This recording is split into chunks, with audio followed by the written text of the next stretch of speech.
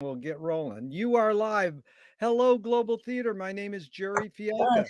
Today is November 21, 2021. We want to thank Rob Grant for hosting us today. I'm probably wrong about everything. And it's an honor and a pleasure to be here with Penny Arcade. Thank you, Wait, Penny. wait a minute. What is this hair? This weird hair I'm having. It's weird to like brush your hair in the camera. Hey, Okay. that looks We'll pretty call it good. So, Penny, where are you calling in from? New York City. New York Oh, City. how cool is that? Where are Great. you listening from? I am in Venice, California. Mm, nice spot. So the first question is, Penny, what is the best thing for a human being? What is the best thing for a human being? Yes. Uh, well, I'll make you a little bit louder. The best thing for a human being, I think, is to live in gratitude, protect your personal authenticity, and cultivate your curiosity. Wow, those are good, and I agree with you wholeheartedly. What's your favorite form of information? How it comes into you? Intuition. Oh my God, that's another one of my favorite answers. Hmm. Why do you think humans collect or gather information? Well, I think that it's probably been developed over millennia because we had to first, in an animalistic way, gather information that was probably kind of an automatic uh, process, out of survival, constantly noting where we were, what was around us, in order to survive. And I think that as the centuries passed, um, we started using that same impulse to be able to define where we were. I think that's mainly why we, um, gather information to know where we are, where we've been, and where we're going. I like that. And you sort of answered it, but I'll ask it anyways. Is this need or want to collect information more innate or more invented? No, I think it's innate. Yeah. I think it's innate. Yeah. I was always like that as a child. Yeah. I think it definitely is connected to our survival impulses. I like that word impulse. So, do thoughts create emotions? They can. Is thinking more innate or more invented? No, I think thinking is innate. I Yeah. think thinking is how we talk to ourselves. Fill in the blank. I don't know what I think until I Say it. wow. The where I got that is exactly what you answered. McLuhan says, I don't know what I think until I say it. Joan Didion says, I don't know what I think until I write it down. Right. I both are true for me. Yeah. Can humans think without language? Yes, because I think that a percentage of what we think is spatial. Sort of like as if we are a kind of sentient um pinball, you know, that we're bouncing off of things and we're, getting information, and this thing we call thinking is happening, which is a process. I like that. Yeah, you're So gonna like me a whole lot. Penny, I mean, Penny, I do these, for 40 years, 3 times a week, and it's, like, so fun when we're sort of on the same it's like you right away remind me of Sun Ra's great line, "Space is the place." Yeah, It's spatial. truly. Yeah, truly. So Chomsky says that language is not just words, it's a culture, a tradition, a unification of community, a whole history that creates what a community is. what do you do when language breaks down? When language doesn't work, what do you do? Well, language, it's not that language is breaking down. Language is being controlled and it's being actually dismembered, if you might, if you want to say it. I mean, you have to remember that while everybody constantly points out that George Orwell talked about surveillance, he also talked about the destruction of language. So as the language police proceed in these 2 decades, since 2000, they've really picked up speed. We're really in danger of losing our ability to communicate. I mean, it's kind of super scary because it's the super stupid people are in charge, and a lot of them are liberals. Super Stupid is one of my favorite Funkadelic songs too. Well, But Funkadelic knew what they were talking about, yeah, because but our but greatest threat is not evil people, but stupid people. that's beautiful. Well, there's 2 routes we can go, but let's first go to back to George Orwell for a second. When he's talked about the destruction of language. So when language is destructed or when people destroy language, Yeah. what do you do? How do you cope? What's your strategy when language is destroyed? Well, because I'm a parahista, because I'm a truth teller, um, I just keep doing what I've always done. I keep communicating through language, and I keep fighting to wake people up to the destruction of language. Right. I mean, this whole woke social justice, that, like in 10, well, let's say in 20 years for sure, all the people who've participated in that will be looked on by the majority of thinking people as some of the most stupid, destructive people who've ever lived, because they're ruining our ability to be able to really communicate with each other.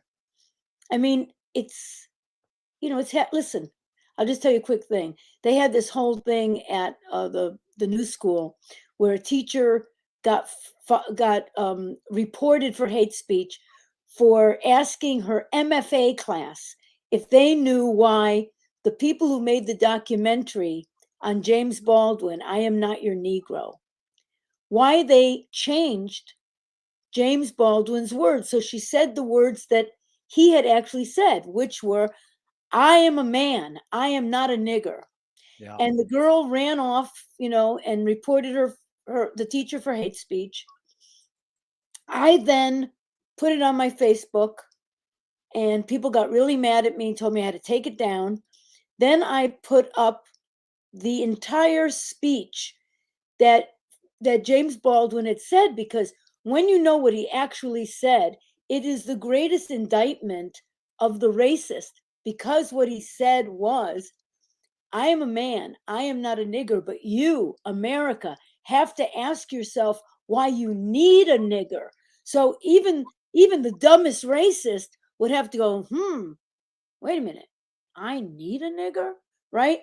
So by stopping that whole sentence, a terrible thing was done. But get this, 3 years later, I cannot find that on the internet anymore. Okay, Wow. it's been taken down. Community standards. And when I put it up, people wrote me and said, you have to take that down. And I said, you're going to censor James Baldwin? And they said, fuck James Baldwin. Oh my god. So that the language to them was more important than one of our greatest public intellectuals. So, this is important for me to talk about this, for the people who watch this, because we just need to spread this word to stop this madness, you know? Penny, I'm behind you 100%. That movie really changed my life. It's one of the most powerful movies I've ever seen. I am not your Negro, and the filmmaker is amazing. He's just an amazing filmmaker. His film on young Karl Marx is great. He just keeps cranking them out, and it was so important what you did. So I appreciate that. And really, that was deep. So in your observations of humans, Mm. yeah, I know it's both and it depends, but in general, do you think humans are more feeling beings or more thinking beings? Oh, you have to be pretty high up on the food chain to think. You know, most people thinking is hard work. That's why few people do it. Yeah. No, humans are mostly feeling. Yeah. Yeah, These are two questions from Alan Turing in 1950. The first one is thinking a function of the soul? no, I don't believe it is. Yeah. I believe it's a function of the greater organism. The soul is on a whole other spatial level. Yeah. Very good. The second Turing question is, can machines think? Machines can process. So when you talk about thinking, I believe thinking has two components. So one part is processing, where it's kind of like math. You're adding things up and seeing what's there. But the thinking is synthesis. Yeah, that is good. Do you more pursue happiness or more pursue meaning? Well, I would say that for most of my life, I have pursued meaning. And if you pursue meaning long enough, then you get to pursue happiness. That is good. You are very articulate. You get my questions. I really appreciate this.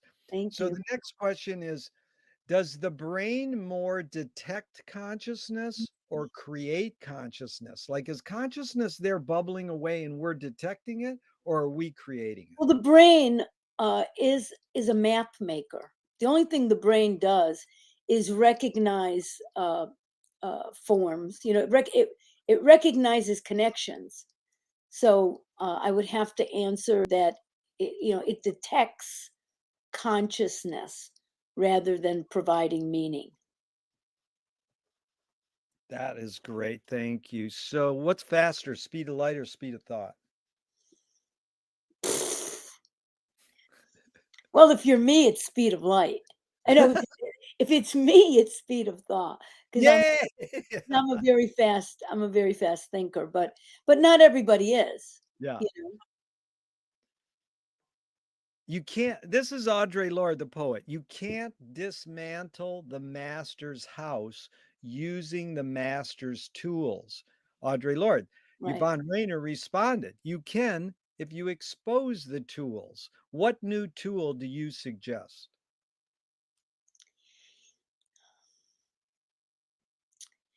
What new tool do I suggest to dismantle the negative components of the dominant culture? Empathy. Oh my God. The thing is that without empathy, you have nothing because Yeah. hatred does nothing. I mean, watching, being a 60s person, and I am very much a product of my generation consciously, and when I say product of my generation, I don't mean that I was formed in the 60s. It's that the values of the 60s and then other values that I discovered where the values of the 60s came have formed me over the past going on 8 decades, right? But without empathy, you have nothing. And like what's going on now, this entire woke, cancel culture, blah, blah, blah, blah, will do nothing. It's having no real effect.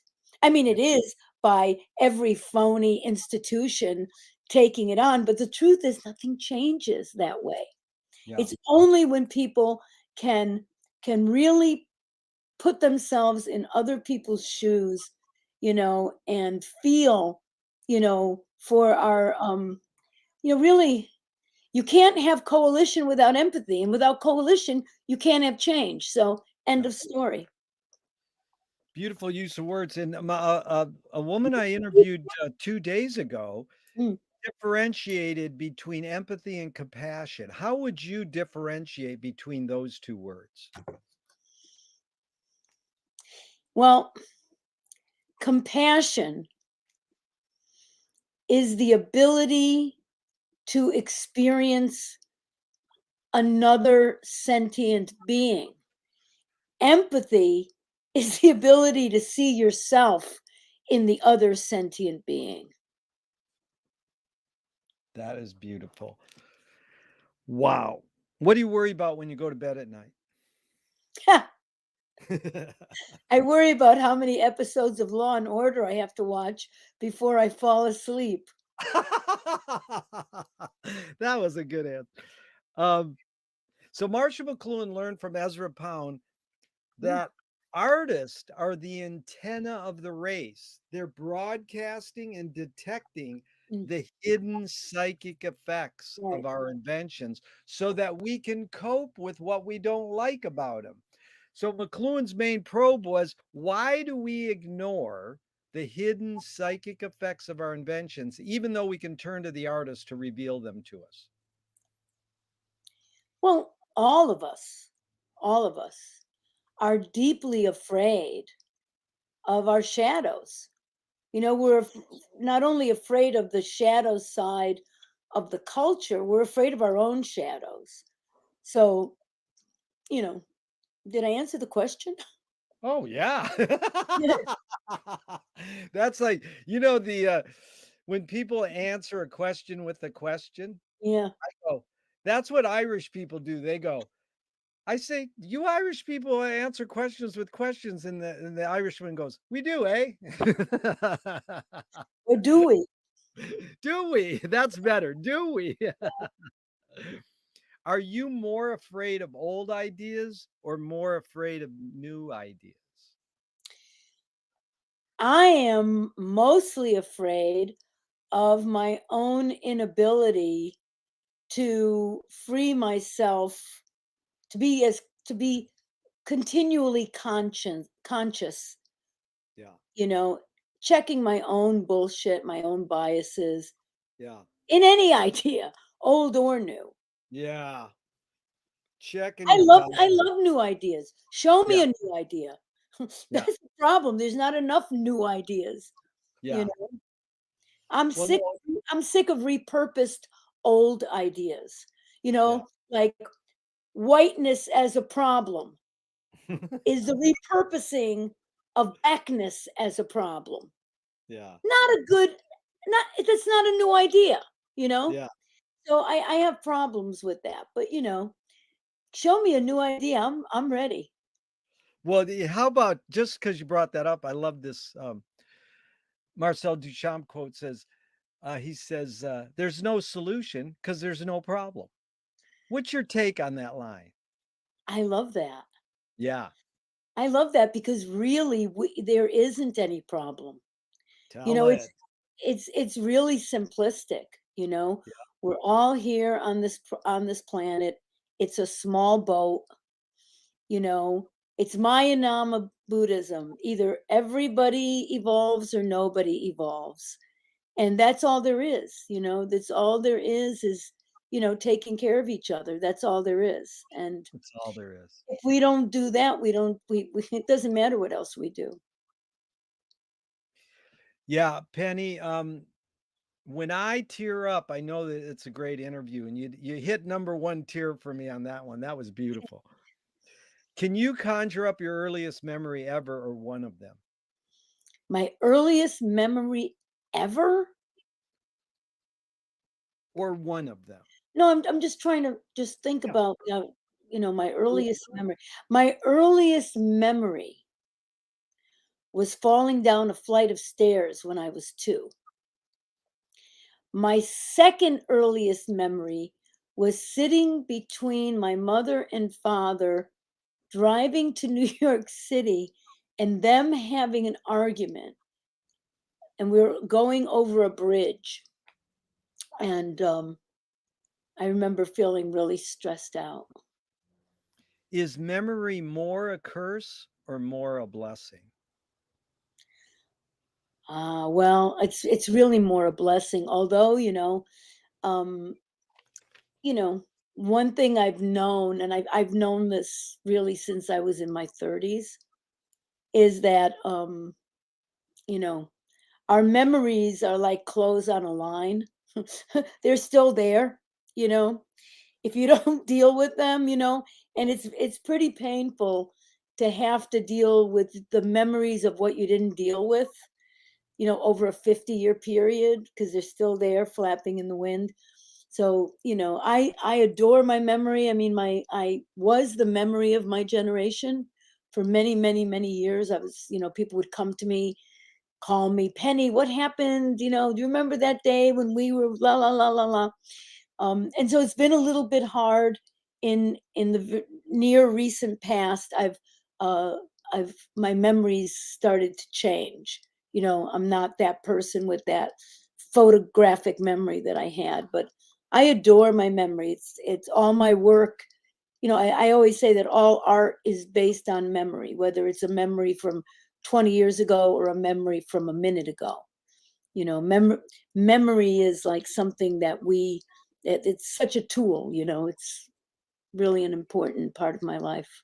Yeah, I agree. And I also love James Joyce said, remember to forget. Well, you know what shocks me to death? There's all these people who are like, you know, well, kind of evil to me at different periods of my life. And what blows my mind is many of them have forgotten. They Right. see me and they're like, wow, Penny Arcade. And I'm like thinking, yeah, you really screwed me over in 1983. And they don't remember it at all. Not too many people have good memories. A lot of Yeah. people have no memory. It's Yeah. amazing. Boy, it's amazing. You have ESP because you're anticipated a question about 3 down. So the next one is, tell me a role model or someone within your, this is two-part, within your immediate family and then outside your immediate family. Okay. So a role model or someone who had an impact on you just briefly, and what was that specific impact? Well, my mother, What did you get from your mom, you well, think? simply, and also my sisters, because they're the same. I've never met anyone beside my mother or my sister who really don't want anything from anybody. Like I want lots of things from people. I want attention, I want recognition, I want appreciation, I want respect. And my mother and my sister, both of them, don't want anything from anybody. And I've never met anyone else who's like that because people always want something from other people, you know? That's So, amazing. Yeah, yeah. but So is I, that from humility or what suss that out just a little. It's not well, I mean, partially it's from humility, yeah, but partially there are people who actually their ego isn't predicated on needing to impress other people. yeah, amazing. That's I realize like my greatest fault from childhood was I wanted other people to respect me. I wanted them to think I was smart. I wanted them to acknowledge me. And I Yeah, think that's probably a perversion of, being raised in a very custodial way because I'm first generation Italian and I was mostly raised by my grandparents who raised us like farmyard animals, like, not no one ever asked me what I thought about anything, how I felt about anything, you know. So I think that um, because I was not in Italy and because I was in 1950s America, I perverted that into needing attention.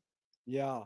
So outside your immediate family, someone had an impact on you, and what specifically was that impact? Oh my God, there are so many I mean, people. just one, I maybe know, one. but I mean, like God, like who would I think? Which person would I choose who had such an amazing impact on me? Um, Danny Fields. Danny Fields, the Wow, what famous an rock and roll um, that writer. oh, that movie is so revealing. He comes off in that. Do you think that movie's great portrayal of him?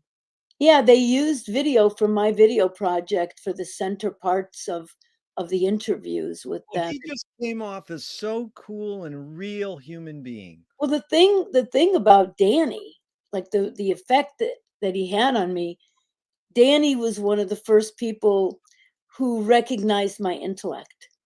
Like Wow. he didn't care that I hadn't been to university or, all of that. He recognized me and taught me how to my observation of him and his thought processes is what that was my, MFA in philosophy and thinking was the 3 years that I hung out with Danny Fields every night as a Dude, teenager. that is super cool. Did your parents raise you a particular religion? No. I mean, Catholic, but they see, the thing with Southern Italians is, they don't go to church. So they send you, you know?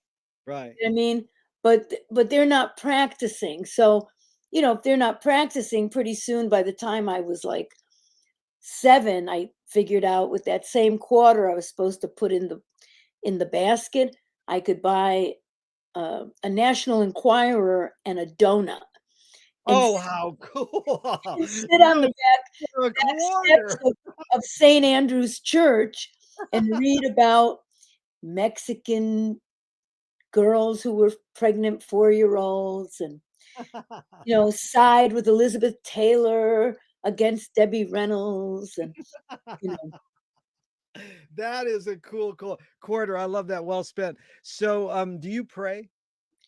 I try to. It's a more recent thing. Um, praying as like not praying for something, but mainly praying for other people, Yeah. because in Facebook culture, I'm on Facebook all the time because I love the connection with people. And, there's a lot of pain in the world and people are always asking for prayers, you Yeah. know. So I do. I pray like a lot now, in very small increments. If God exists, what would you like God to say to you after you die? I don't want him to talk to me after I die. I want him to talk to me now. That's exactly what this woman said to me 2 days ago. That is amazing. That is really cool. Okay.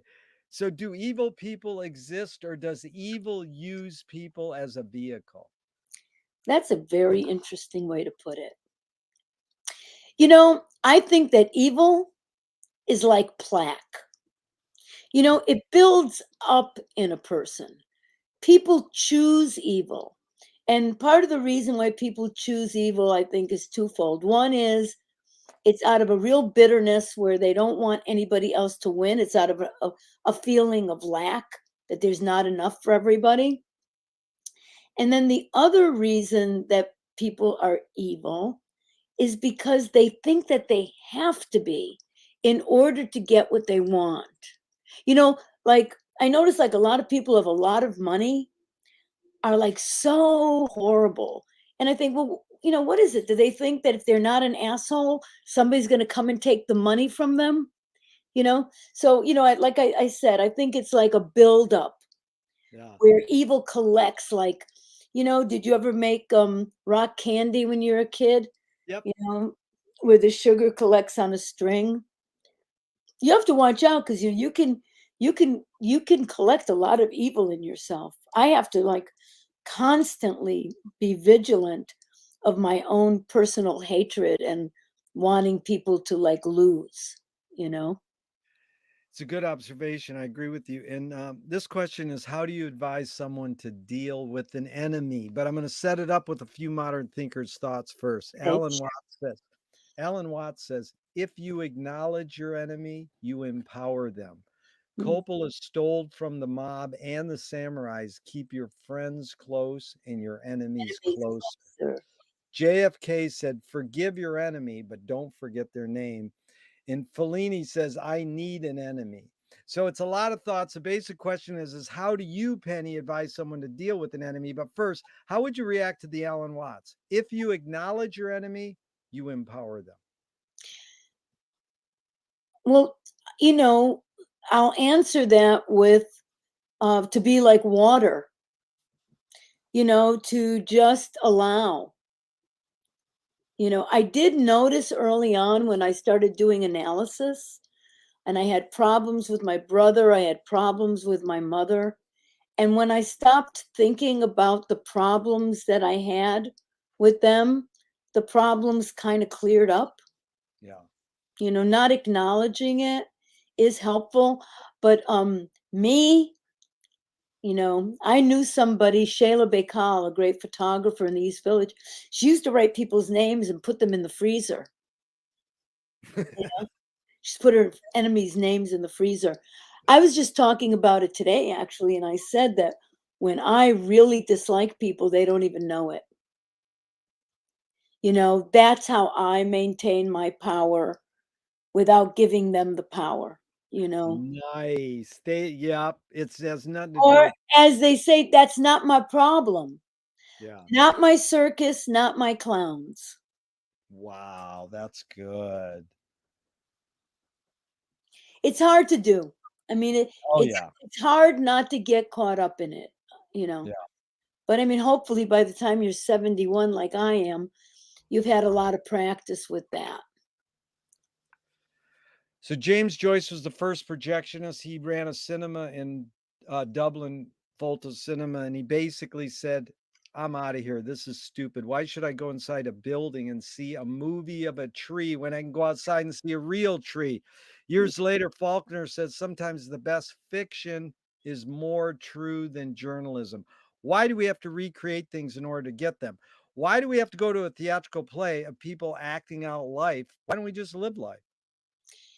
Well, I always say regarding my own work that we go to the theater to experience that which we're unable or unwilling to experience in real life. I think that the reason why we go and see a film, or we go and we will read a novel, or we see a play, is to be able to see something like something that we might have encountered in life in a 360-degree way, that you can't really see that fullness of it, when it's in your own life. Like, I think that's the reason why.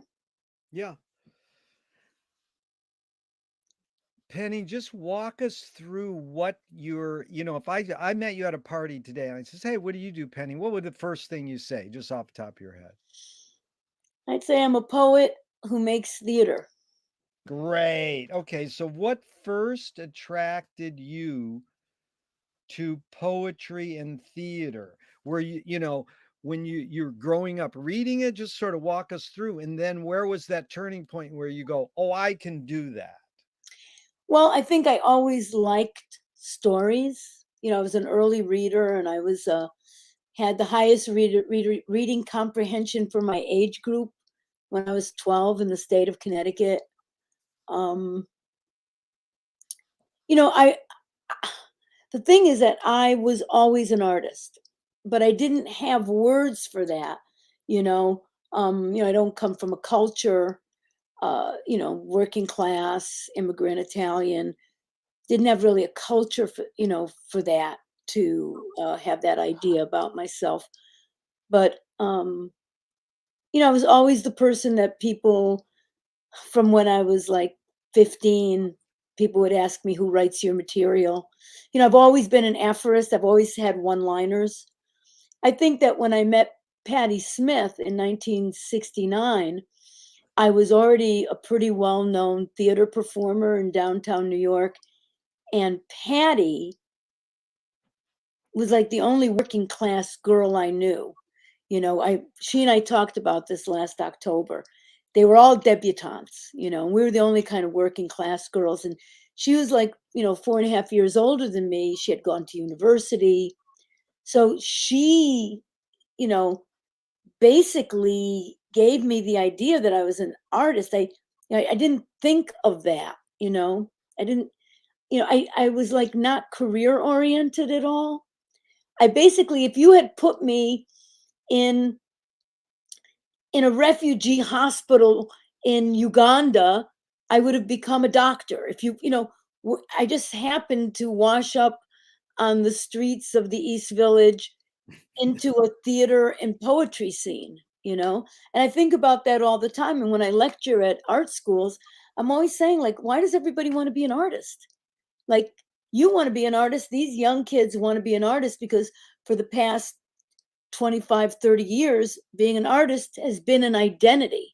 The great Jonas Mekas said, I hate that word artist. You're a filmmaker, you're a poet, you're a musician, you're an actor, not just I'm an artist. So I don't know if I answered the question, but Oh, you did. Let me just follow up because okay, Patty came out of the symbolist. She was reading Rimbaud and Baudelaire. Were she was. you reading, you were reading National Enquirer. You didn't need no Well, stinking Rimbaud. well, that's And when I was 7. When I I know, was but when what I did was you four- pick when, over? no, when I was 4 when I was 13 and I got put away in reform school, I started reading Kahil Gibran and The Little Prince, and Right. was told about Yeah. I and Thou, and you know um I think that when I was 17, I was reading Richard Brautigan. I was reading what came in front of me. Yeah. I didn't have, Patty really studied literature. I mean, Yeah. that was a real thing.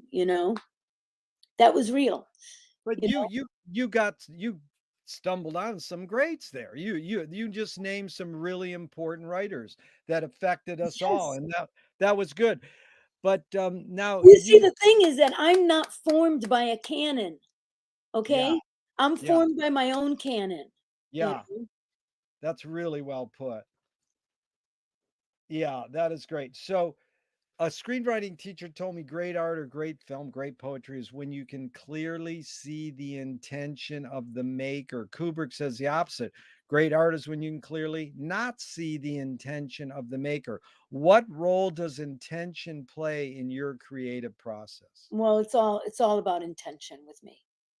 Intention is the great motivating force in my life. I learned about intention when I was in my very early 30s, and I think that I'm a naturally, intention, it's the ability to recognize systems, right? And intention is an engine of doing. It's the actual, like, it's the blades of the lawnmower, you know. So I totally, recognize what each of those people are saying. So the the great art with both of those things is that you can't see it, you Yeah. know. Marcel Duchamp says there's no art without an audience. How much are you thinking of your audience when you're writing your poem? I'm not thinking about the audience. I write for me. I write to explain things to myself. Yeah.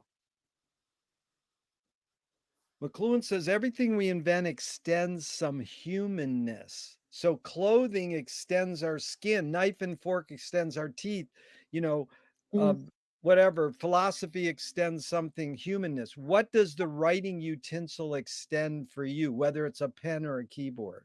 It's What my tongue. tongue? That is good. Yeah. It's my That it's my speaking. I mean, the thing that's kind of interesting is, I was always improvisational. So, I never called myself a writer till I was about almost 50 years old. I real. just No, I didn't call myself a writer. I always wanted to be a writer since I was like a little child, but I had very high standards for what that meant. But Did you it, call yourself did you call yourself an improviser before 50? oh yeah, I mean, What I've been an improvisational performer since I was 17 years old. but you never did you ever study Del Close or any of the No, no, no, improvisers? no, no. But I was in the Playhouse of the Ridiculous with John Vaccaro, and all of that theater was improvisation on a script. And we would improvise, 3 hours a night for like five months, and build a show. So that was what kind of put me ahead of the people that I grew up with, because John Vaccaro never gave me a role. And many, many, many years, and I would improvise, and I'd become one of the stars of the show. But I never had a role, And many, many years later, when I was about 47, I asked John, I said, "How come you never gave me a role?" And he said, "Because I knew that if I put you in the weakest part of the show, you would improvise a way to bring it up to the level of the rest of the play." So he did me a big favor, because he taught me, because of that, I learned how to make theater iota by iota, you know, Amazing. Tell me the name of his theater group again. the Playhouse of the Ridiculous. It's the glitter, glam, political rock and roll theater of the 1960s. He's the first person who put a rock and roll band on stage. Hair was based on Rado and Ragni coming and watching our rehearsals. I Um, Yeah. yeah, Wow. he's like he predated the punk movement, although I hate that word punk, because I'm not a punk. Yeah. That's a bad word to me. Yeah. Punk is somebody who punks out. I don't Yeah. punk out. But Yeah. he was that dark side of the 60s, of that, really taking a hard look at what was going on. It was yeah, he's pretty amazing. Pretty amazing. And I don't want to go off on it too much because Yeah. you've talked about him a lot, but Jack Smith, was Jack pre-John or post-John? They were together. You were with them both at the same Y- time? Yeah, but the thing is that you have to remember that basically Jack was known for his films, and like starting like 1962 and a little bit before that, when he was an actor in other people's films. And then in the middle 60s, he started, really around the Vietnam War, started making performances, and John Vaccaro was in his performances, and they kind of influenced each other back and forth you Wow. know but John Vaccaro was the person who was, did these amazing, 30 people on stage. He's the person who started using glitter, the whole glitter glam thing. And the punk movement all came out of him. That's all those people. New York Dolls, all of that, came out of him. Beautiful. I talked with Michael Apted 40 years ago. I said, why do rock video editors feel so obliged to edit fast? He says, because we can learn to take in information faster. This is when MTV was causing fast editing to flourish, even though it was invented in 1922 by Abel Gance in Right. France. But it really flourished to the point where Marty Scorsese said, I'm cutting my films faster because of MTV. Yeah. So the question's asked with a bias. Is it literally possible to learn to take in information faster, or are we just brainwashed to believe we can? I don't think it's helpful, to be perfectly honest. Yeah. I mean, you can have some fastness, but if it's all fast, I mean, I remember how much I hated what was that one with Nicole Kidman, based on Paris. Oh, what was it called? Oh, I can't believe I can't remember this. Not I mean, not the Kubrick. Yeah, but no, it was no, no, it's the one about, artists, and based on, yeah. La Boheme. Oh, for Oh, and it's you mean it's a fast edited film. Yes, like so, Yeah. like it was cut, cut, cut, cut, cut, cut, cut, and then a long, slow close up of Nicole Kidman's face, arguably the least charismatic actress in this history of cinema, and then cut, cut, cut, cut, cut, cut, cut, cut, cut, cut, cut, another long, slow close up of Nicole Kidman sucking, sucking, sucking your energy, and you couldn't see an inner thought. I mean, you couldn't grasp anything. But I mean, I think that, you know, fast editing is for people with no attention span. Yeah. And so the hidden ground question of this question is it literally possible for humans to multitask? It is, especially if you have ADD like me. Yeah.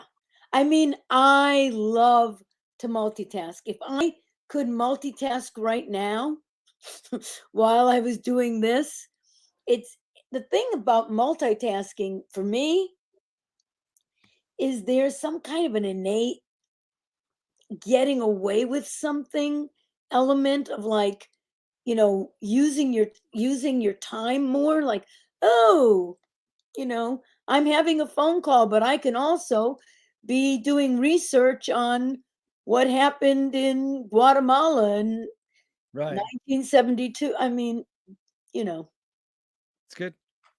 So Penny, what's the motive of the cave artist? what is the motive? Of the cave artist. Well, self-expression. Yeah. Well, let's stay on that for a second because George Manupelli started the Ann Arbor Film Festival 60 years ago. His mantra is ignore yourself. Jonas Mekas said at a lecture I attended, there is no self expression. And Cecil Taylor, the great jazz pianist, says, I'm just a vehicle and this stuff just comes through me.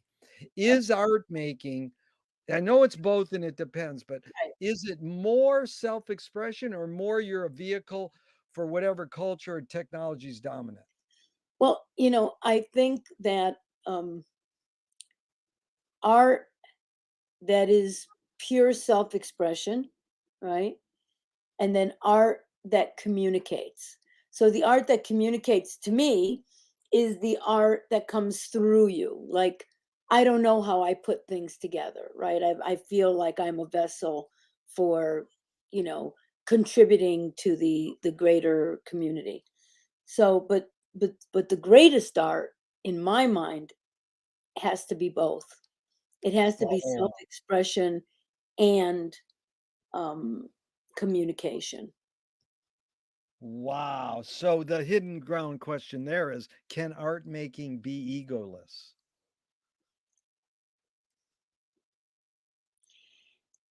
You know, the role of the ego, I don't think we really understand ego that well. Like we have kind of a 60s idea about ego. We need less ego. But whenever the predominant intention that you have is for the greater good, greater than yourself, then that is egoless. You're not going to get rid of the ego. I mean, it's our ego is our lens, right? I Yeah, see, that's right. therefore, but when we can sublimate the ego to a greater purpose than self-aggrandizement. Was Freud right? In what way? And just in general, any In comment? general? Well, I did 14 years of modern Freudian analysis. And after 13 years, my analyst, Mrs. Williams, said to me, she goes, Miss Ventura, you're almost done with your analysis. And I said, oh, great. Now I can just be miserable like other people.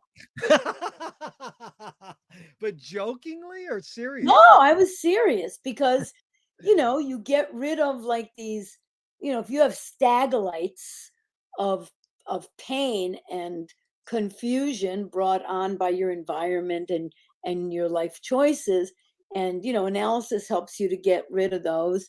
Then you just have the, innate sorrow of being human, that nobody, and the innate joy of being human. Well, you seem to be a comprehensivist. Would you say that? You I get would. I would indeed. Yeah, because what we do in our studies is we say pattern recognition leads to comprehensive awareness. So Yeah. it's based on Pascal, the mathematician philosopher. He says if you understand this end of the spectrum on something and that end and Right. everything in between, you'll get the big picture. Right. Right. But McLuhan would say understanding is not having a point of view. That's called suspended judgment. So he would say, in your lonely teenage room, you can go, I hate Facebook or I love it. But Right. when you're with one or more people, you want to not say you love or hate Facebook. You want to suss out how it's changing us. Well, I don't know because, like a lot of times, I will say what I hate, and then people will tell me their point of views, and I can be swayed by that. Right. Or I Right. can say what I love, and I can be swayed by that too. I can be swayed. Yeah.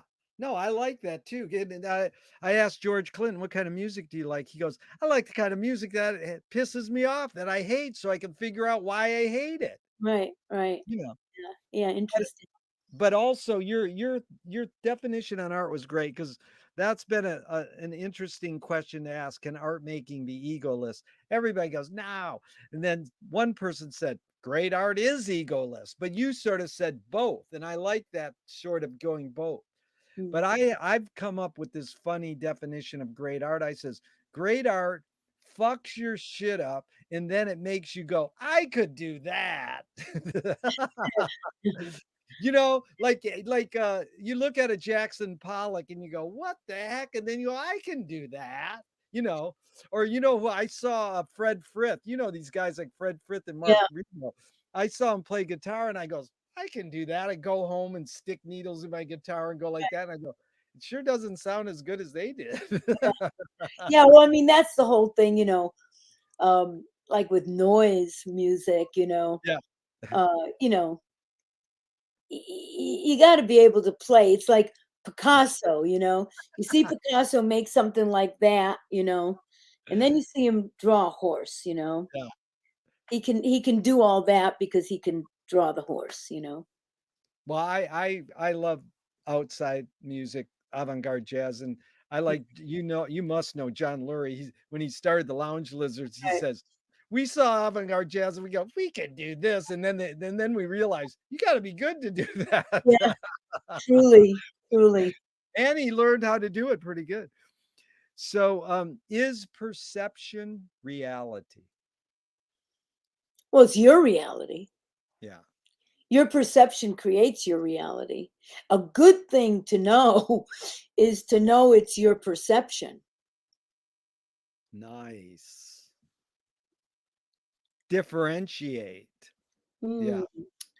yeah, spooky. So McLuhan also probed Finnegan's Wake by James Joyce, saying, artists dream awake. Everybody has this ability to create these amazing scenarios in the night and just, be creative.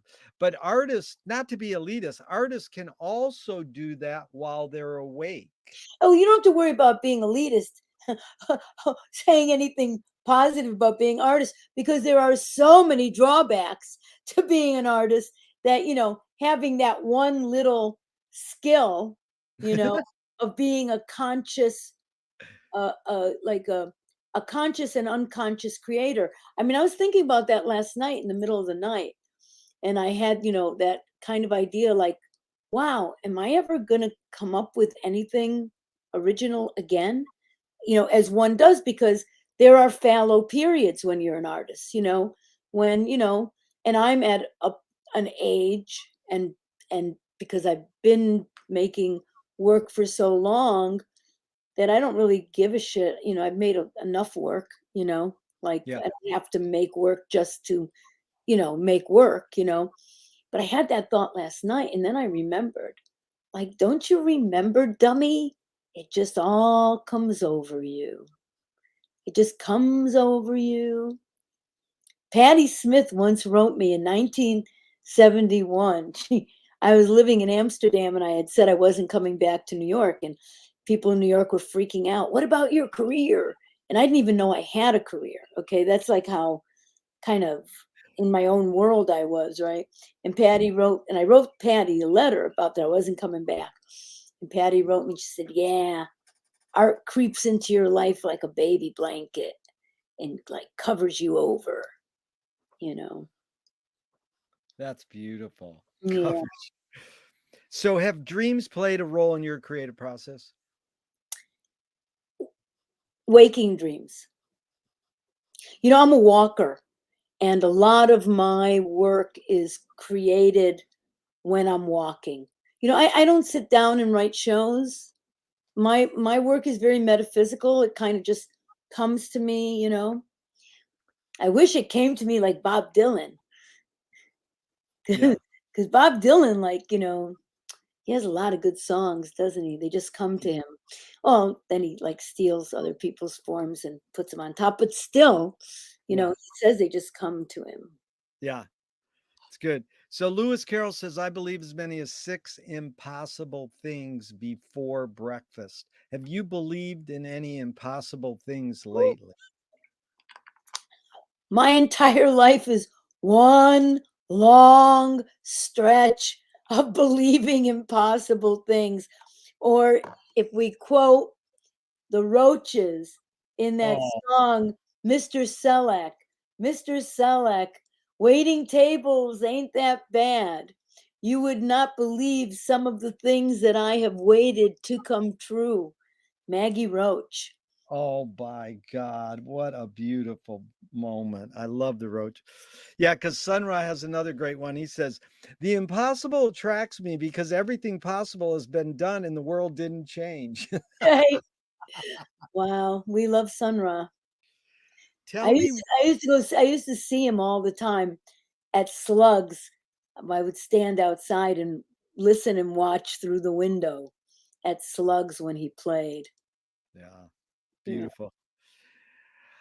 Tell me, please, Penny, tell me one major element of your creative process output that's changed and one major element that stayed the same in the decades you've been creative.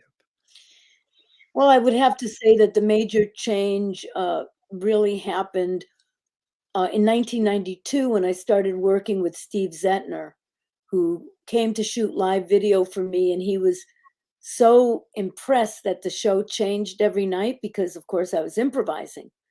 And then he started to say, you know, this is really good stuff, but it could be better if you worked on it.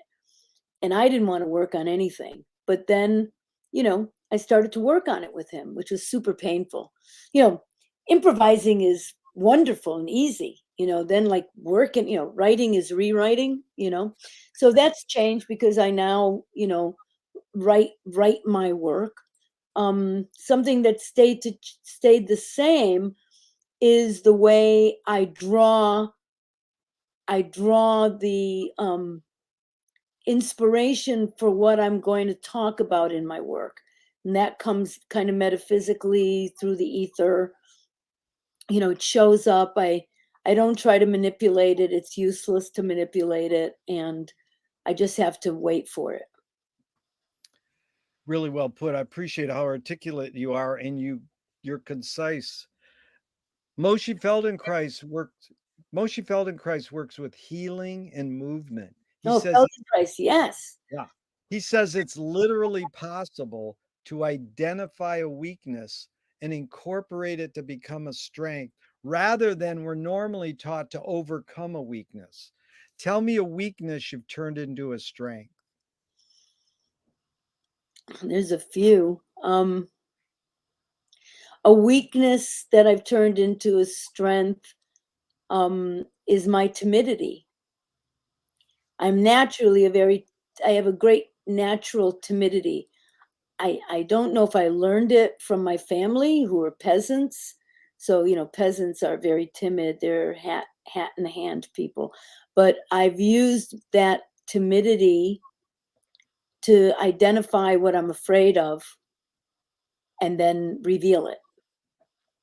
So Wow, that was good. I've done that, and that, was incredible, because what I learned right away with that was that the audience loved me for that, and that was incredible to get that kind of acceptance from the audience. My relationship's always been with the audience. What was the second part of that? You answered it. It's how tell me a weakness you've Oh, wait, turned all into a strength. Yeah, that was really good. You really get what I'm talking about here. In fact, I'll go to Ruth Draper. I'm sure you know who Ruth Draper is. I've never listened to her, but I know who she is. You know who she is. She said, "The key is to bring the audience up onto the stage and into the scene with you. It is they who must give you even more than you give them in way of imagination and creative power." How do you do that? Well, I agree with that, because my relationship has always been with the audience. And what I've always said is that I walk the tightrope that stretches between me and the audience. And if they don't believe it, I don't believe it.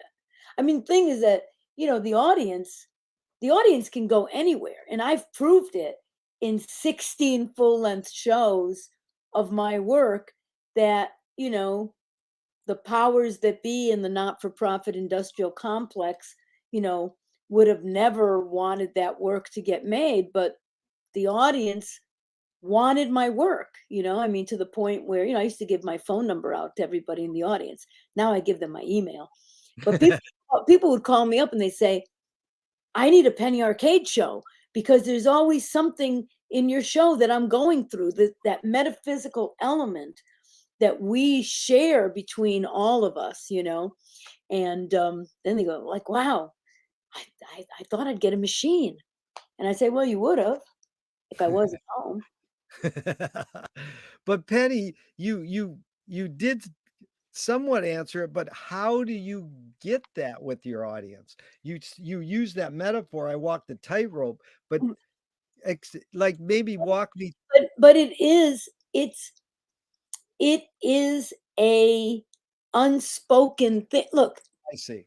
when the lockdown happened, Steve and I immediately started doing 4 hours a week of free live programming. Right. And we would have often we'd have 900, 1,000 people tuning in from all over the world. Why did we have that? When everybody else was unable to perform because of my relationship with the audience. You could only have that if you really had that relationship with the audience. You know what I mean? So Yeah. you don't have to do anything. It's about your intention. Why are you up there? Yeah. I'm up there to be with the people. I want to be part of the people. I want to see them and be with them, because I'm an outsider. I'm a loner, you know, and that's how, one on one, not so good. One on 300, really good, you know. My Reichian doctor, when I was 50, I was really pissed off about my career, this non-existent career that's a career. And I complained to him about it. And he's Argentinian. He said, "But Susana, I can only work with one person at a time. You can work with 300 people at a time." And it was extraordinary to have that recognition from him. I was complaining about what I wasn't getting, completely forgetting what I was doing for other people, what I was doing with my audience. What is it about your art that audiences resonate with?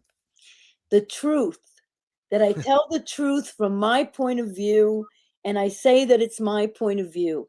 And because there are not 40 things that make us different from one another, there are 3 or 4 things that make us different from each other.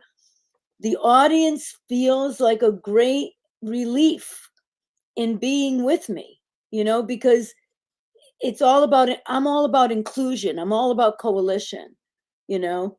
And so it's a very wonderful thing that people just, many years ago, my friend Richard Hanneman, 1979, I was living in Maine in the woods. He said, "You need to come back to New York and do theater." I said, "I'm doing theater in Maine." He goes, "No, you need to live in Maine in the summer like other people."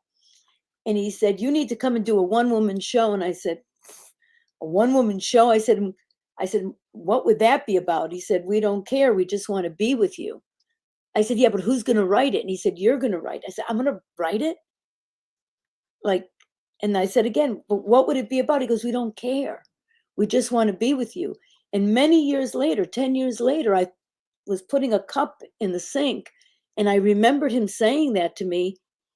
And the truth was, I had already been doing that for 10 years. And I wondered, how did he know that that would be what I would do?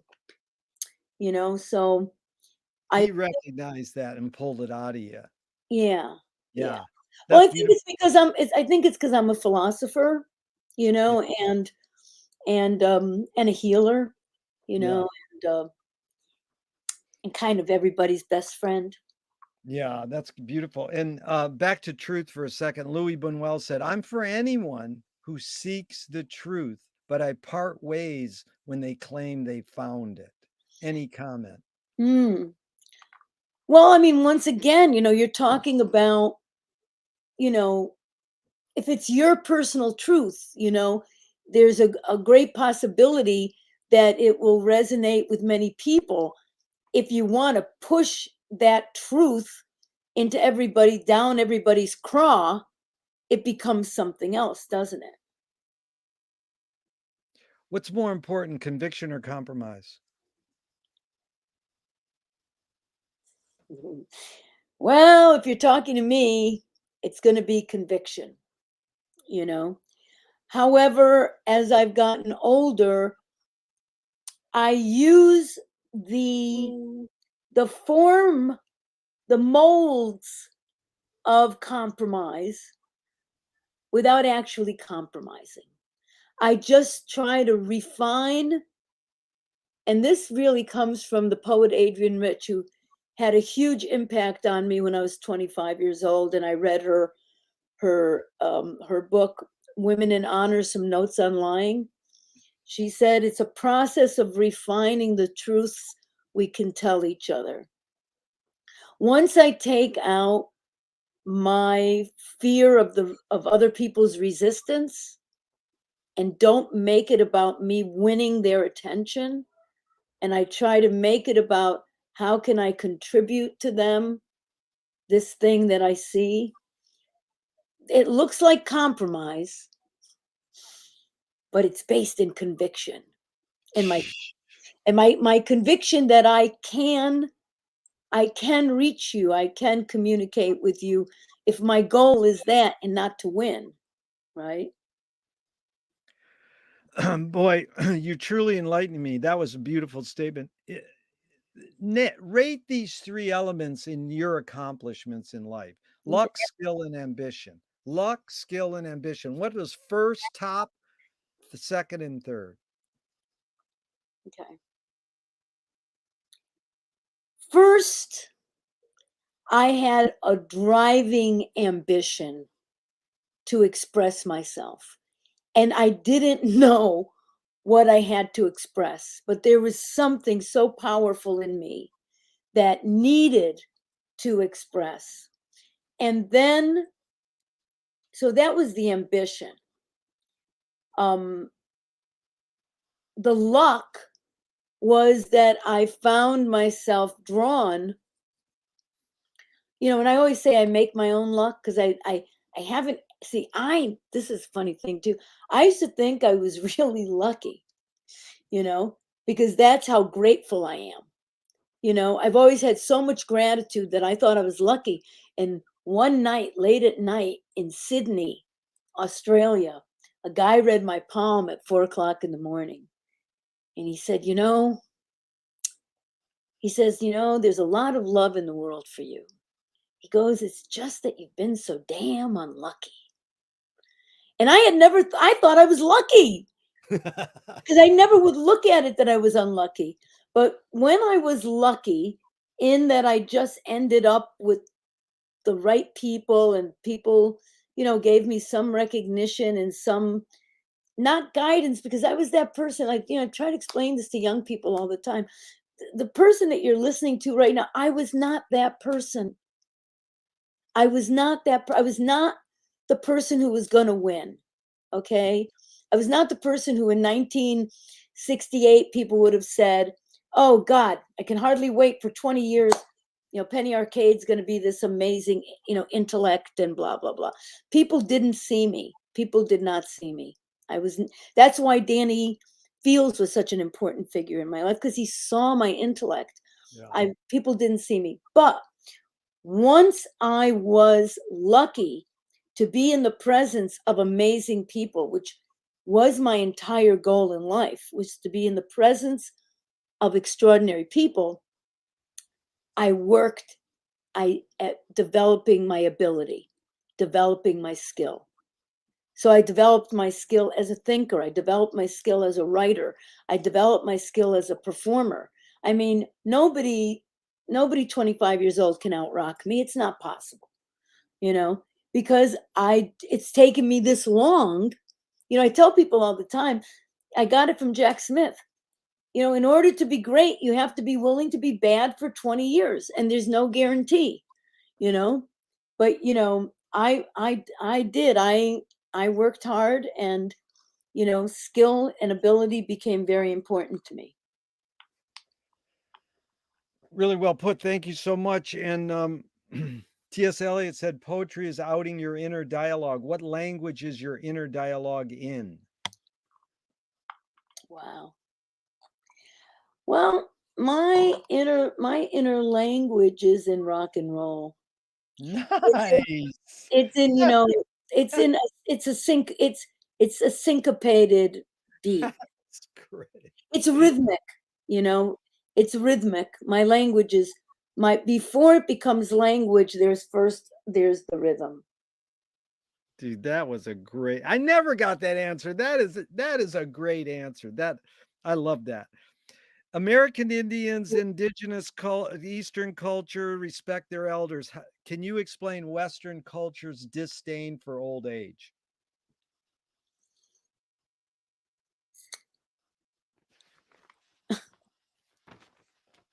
Because they don't understand it.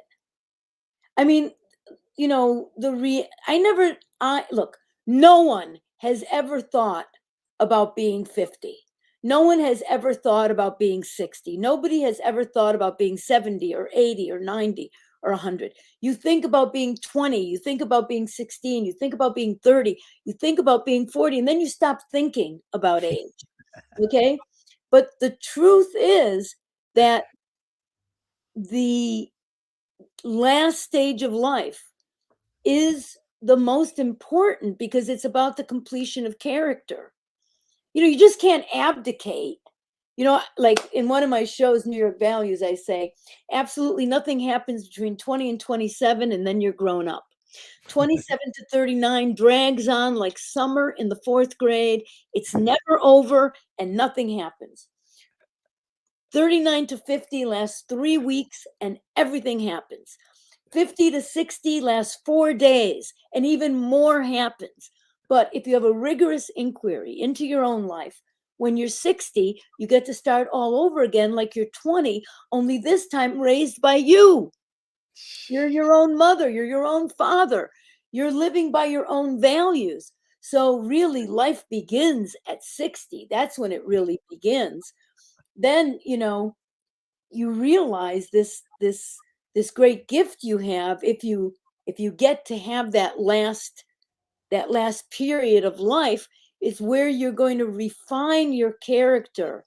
And once you refine your character, then you go into being. Then you're just being. And when you're just like, I think about that all the time, like, I don't have to like really do a whole lot. I just have to be, because when I'm being, like now, I'm just being, I'm really contributing, and that gets you ready to die, because when you die, then you're pure being. you know you're being without the body, you're just being, the next big adventure. Can you forget to die?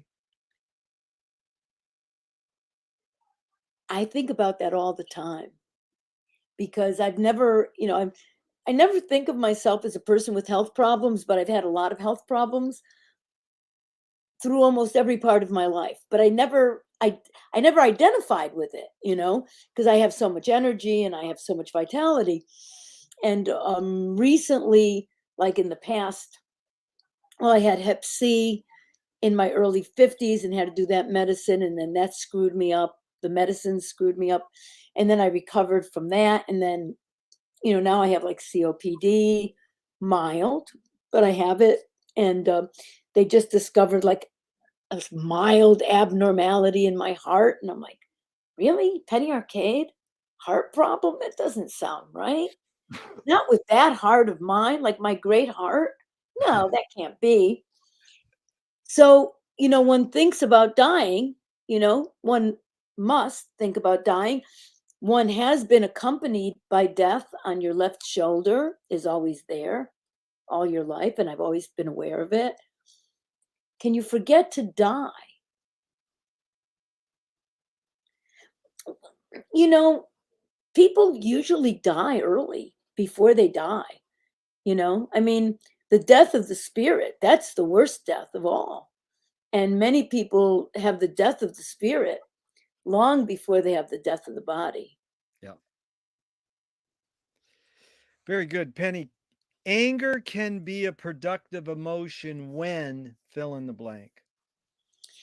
Anger can be a productive emotion when you can get out of the way and see the long shadow of that anger, you know, like not just take it at face value, but understand why it's being triggered, and when you really can understand why you're feeling that anger and not get lazy or sloppy with it, then it can be a great sign pointer. It can be like your anger can be like animal tracks, could track using your anger, like to get to something important. Good. Great, man. That was beautiful. What's the most significant difference between men and women, physical aside? The greatest difference between men and women, physical aside? Well, the greatest difference between men and women that I've found is that uh, men cut off superfluous information. Women tend to be more broad based in their acceptance of information. It's like, when you're driving and you're lost and you say to the guy, "Could we just ask someone?" Nah, nah, let's just ride another 40, 50 minutes, and you're gonna pull it out of the sky. That's the great joke. The couple's driving through the desert Mm. in the husband goes, "This is the Mojave Desert," and the wife goes, "This is the Mojave Desert," and they go, "Mojave, Mojave, Mojave, Mojave," and they argue. She goes, "Pull over and ask," and he goes, "What's the how do you pronounce the name of this place?" And the lady goes, "Dairy Queen." That's great. No, but it is a beautiful thing. I grew up with that. My mom, pull over and ask. And do you? Oh, well, I would now, but I mean, yeah, it's the male ego. Like, anyways, I don't think it's a male ego. what do you think? I think it's more of a leftover tracking thing, like y- you want to use, and we're talking about Oh, I see. That's how good. the Well, brain works. I don't think it's an ego thing. I think it's okay, that leftover thing of like, I'm gonna, right. you know, Leftover tracking thing. That's good. That explains it better than ego thing. What caused matriarchy? what caused matriarchy? Yeah, The simple fact that women did all the work. yeah. There's a saying that goes, you create what you resist. Bob Goldthwait morphed it into, you are what you hate. James Joyce said, it's a curious thing that your mind is super saturated with the religion in which you say you disbelieve. And Buñuel nailed it. He said, thank God I'm an atheist. So, what's your opinion? What's your thoughts on this saying, what you resist persists? Or not you, but Yeah.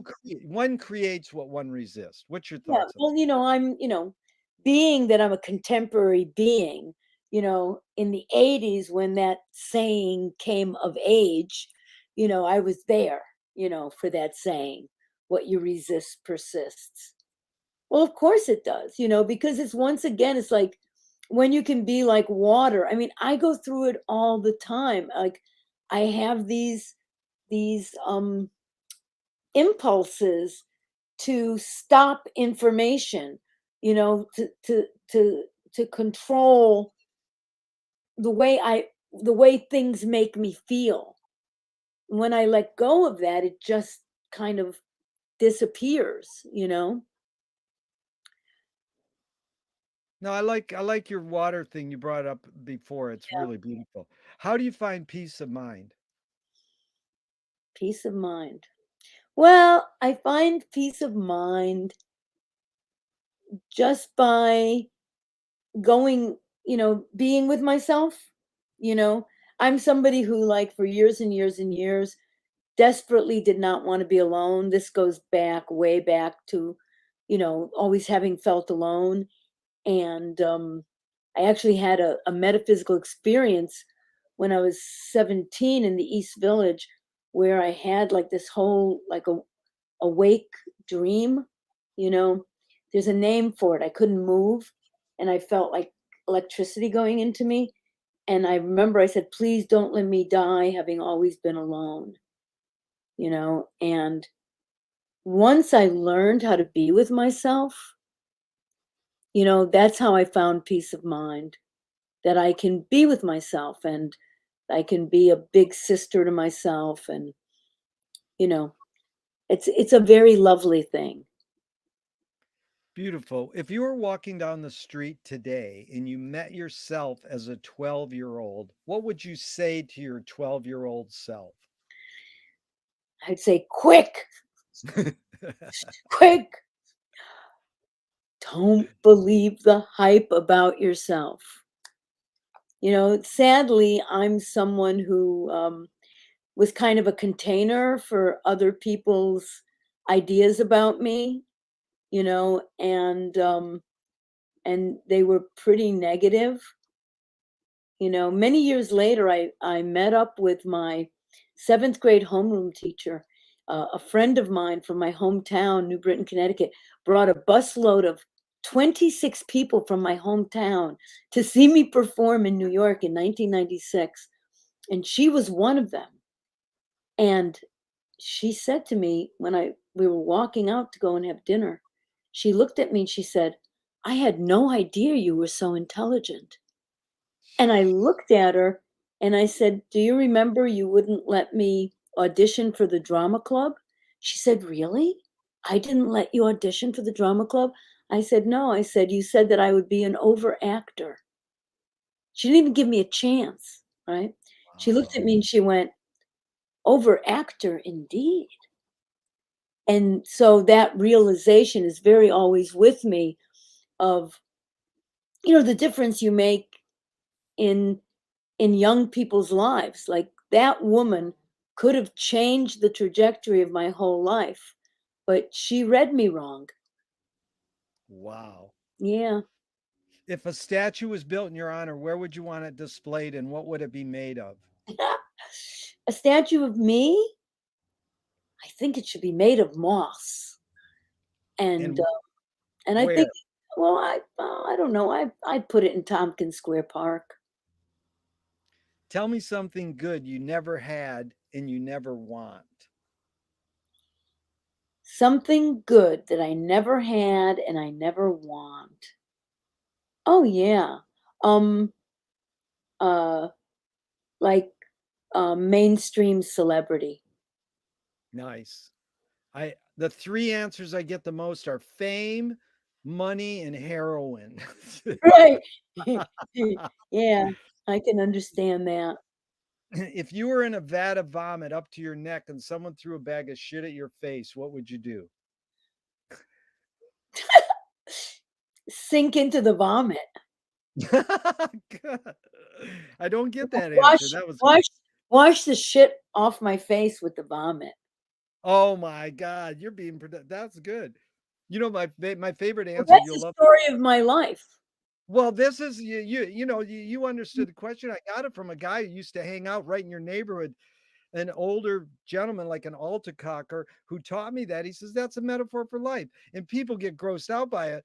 But this woman once on Venice Boardwalk said, "I'd take the velocity of the bag of shit, and I would use it to swoop myself out of the vat of vomit." I goes, "That's Edgar Allan Poe's Descent into the Maelstrom. You Yeah, study the whirlpool of your right. broken boat, and you get out of it Yeah, but instead." the bag of shit is not a maelstrom. Way to go. Someone who's paying attention. Thank you, Benny. So, Joseph Boyce said, make the secrets productive. Yeah, Lou Welsh, beat poet, ad man, said, guard the secrets, but constantly reveal them. But it was in 1928, Thornton Wilder said, art is confession. Art is the secret told, but art is not only the desire to tell one's secret, it's the desire to tell it and hide it at the same time. Penny, you've laid your cards on the table for 90 minutes. I'm yeah. not insinuating you haven't answered this. What's it really all about for you? Well, I love those quotes, because I do agree. Like right now I'm writing my memoir, and I keep telling people, keep asking me about it, and I keep saying, well, in my work, I have revealed what makes me the same as other people. In my memoir, I would reveal what makes me different. So ask me the question again. Well, it's sort of I've never refined this well because Okay. people get caught up in it because it's sort of insinuating. I'm saying art is confession. It's the desire to tell one secret and hide it at the same time. What's it really all about for you? You Yeah, know, so but here's the thing. It's like you tell the secret, and in the telling of the secret becomes transformed so that it becomes hidden again. Like the most obvious thing is revealed. And I'll tell you why I say this. I had an experience 1991.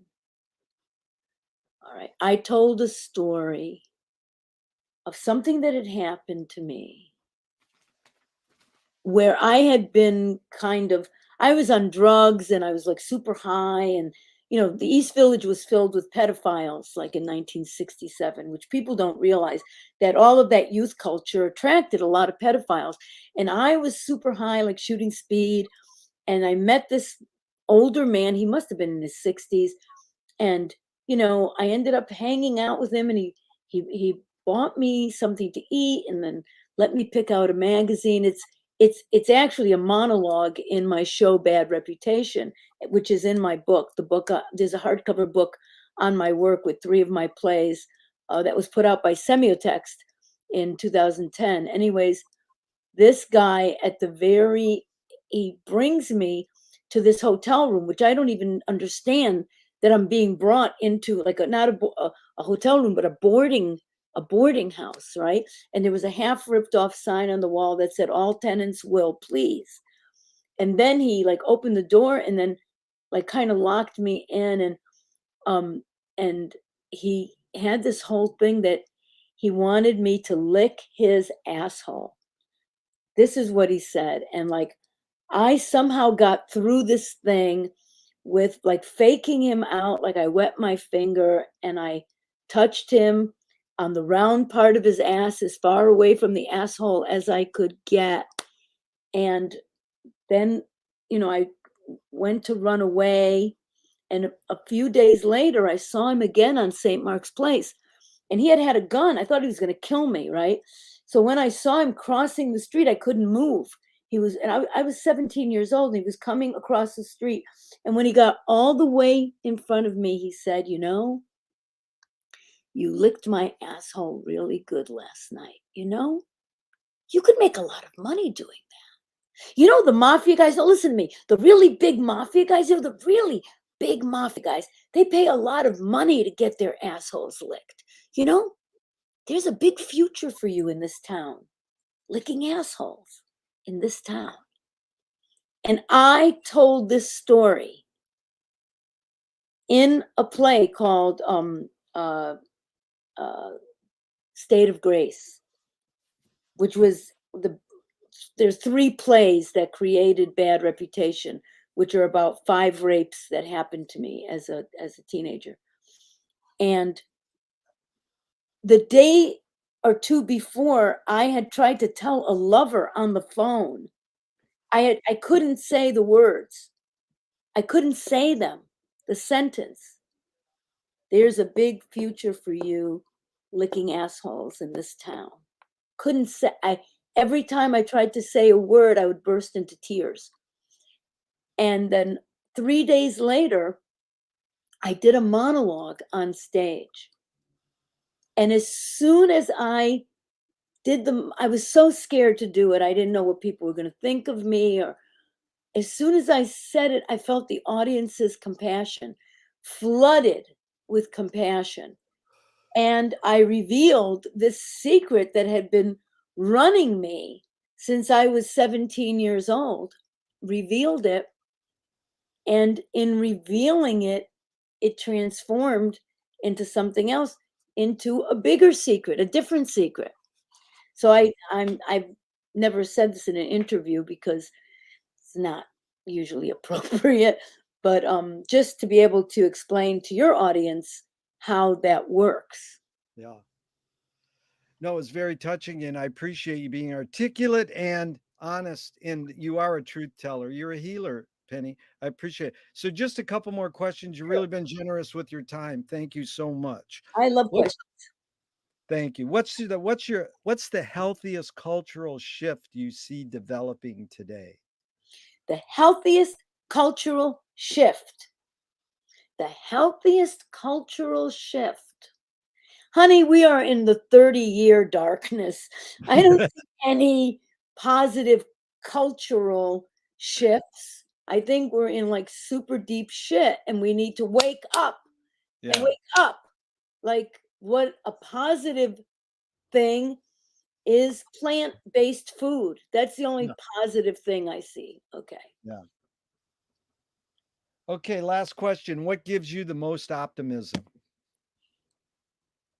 Uh, What gives me the most optimism is my personal ability to transform my own fear and self-loathing and loathing of other people and my envy and all of those negatives that we deal with every day, these unpleasant emotions. The fact that I can transform them, more quickly. I can recognize them more quickly. I think that's the wonderful thing about being older is that, if you've done your homework your whole life, that when you get to be like 70, you know, you can get back into a state of grace like childhood, pre all of that programming, pre all of that envy, and to kind of be, I'm always trying to become who I was when I was like 9 years old, you know, that beautiful, free, curious, empathetic, wild beauty. Yeah, that's beautiful. It actually evokes the McLuhan quote. He goes, "The Balinese have no word for art. They just do everything as well as they can." Right. Right. And it is like all artists are trying to get in touch with their child innocence and just do it. And you also touched on how he's taught me, how do you turn a breakdown into a breakthrough? How do you turn a rejection into a redirection? You know, Well, that's that element of knowing that we're in a mystery school. Being alive on the planet, is, it's a process. We're here to learn, you know, and we all, I mean, listen, I'm I'm one of the most resistant people. Every analyst, every therapist I've ever had, and I've done a lot of analysis. I've done Reichian therapy, I've done Jungian therapy. I mean, I I loved to try to dig myself out of a hole that I was in. Um, this realization that uh and I go through it all the time and I go, oh wow, I'm just learning. I'm just learn I can just let go. I don't have to be the one who knows. I don't have to be the one who's winning. I don't have to be any of these, and you look at people and there's so much of that in the world, you know, um, to just let go and be. And hey, I'm going to be here for a while, you know, and then I'm not going to be here, and um, just do the best I can, you know, progress, not perfection. yeah. Yeah. I agree. Penny, it's been a delight. I thank you. You've truly enlightened me and touched me deeply. Thank you so So much. how do I tell? I tell Um, this to I'm people. gonna I'm gonna send you a link very I want soon. I want to watch like the other ones you've done. You can Maybe watch. maybe learn something. Hey, thank you. I I've been doing these for 40 years, but there's a Okay. lot since Zoom, since COVID, I've gotten two channels that I do it on. This one's called I'm Probably Wrong About Everything, and the other one's called Concerned Netizens. But I'll send you the link and we'll be in Yes, touch. and I'll promote them. It'll be fun. Thank, I'm looking thank you. forward. Yeah. Thank you. So I'm always so was this live? yeah, it was live on YouTube. Oh, hi everybody. I didn't even know that I was live. Yeah, and the beauty of it is we retrieved live TV from the 50s and we Yeah, didn't need one of those big studio cameras in a studio. This is live yeah. TV. It's an That's so amazing cool. phenomenon. And you Hey, didn't have hey, creatures, if you're watching this, you can write me at mspennyarcade at gmail, like at Ms. like feminism, like we're hoping. Yeah, you can just write me and I'll write you back. And then yes. you can go on my Patreon, which I think he's putting somewhere. And then We have both linked. yeah, you Yes. can see my work. That'll be so exciting. I love it. I love it. I love it. Thank you. Super This has been cool. the most fun. I didn't know what to expect. And I love that I never ask what anything's about. I just say yes. Thank you so much, Penny. Okay, cheers. Over and out. See Over you. and Bye-bye. out. Bye.